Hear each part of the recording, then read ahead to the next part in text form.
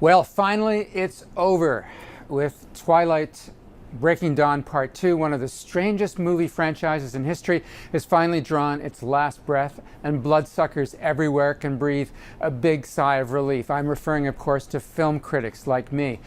You know, because aside from the fangirls, the twihards, I think they're called, we're really the only people who see every last movie.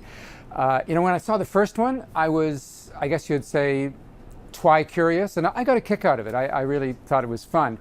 Well, then after a while, the novelty started to wear off, and, well, not that there haven't been some guilty pleasures along the way.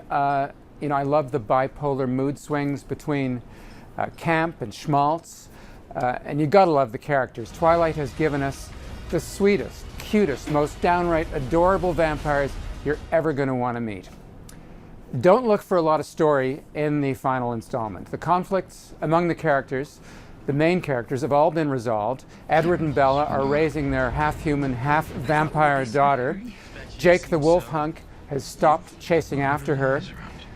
He's virtually part of the family now, and well, Bella just loves being a vampire. Apparently the sex is fantastic. So everybody's about to live happily ever after, and then boom, that pesky mafioso papal-like group called the Volturi, they don't like a half-human child stalking the earth, so everybody has to get ready for the big Volturi invasion. So most of the movie consists of the Cullen clan building an undead coalition of the willing to defend against the inevitable surge. It's kind of like Vampire Summer Camp in the mountains, and it builds up to a pitched battle between good vampires and bad vampires. Before it starts, Michael Sheen, I must say, steals the movie with a delicious performance as the Volturi godfather. And the battle scenes, well, they're right out of a medieval epic, except without weapons. The idea is to rip your opponent's head off.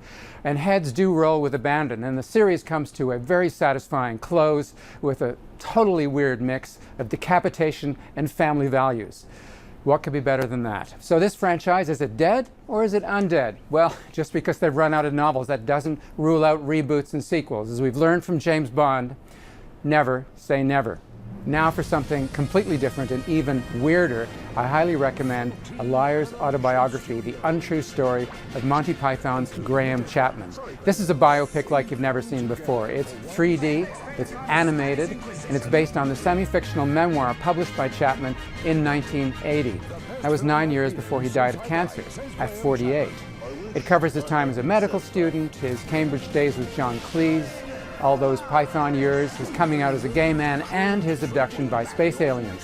15 animators created this movie, so it has a wild range of styles, and 4 of Chapman's Monty Python cohorts, John Cleese, Michael Palin, Terry Jones, and Terry Gilliam, get on board. Chapman comes across as this fabulously wild, dissolute rock star among the Python troupe. But here's the thing, the movie is narrated by Chapman himself, thanks to some newly discovered recordings of him reading his memoir. So what you've got is a movie that's narrated from beyond the grave. And that's something you don't see every day at the movies. I'm Brian Johnson for Maclean's magazine.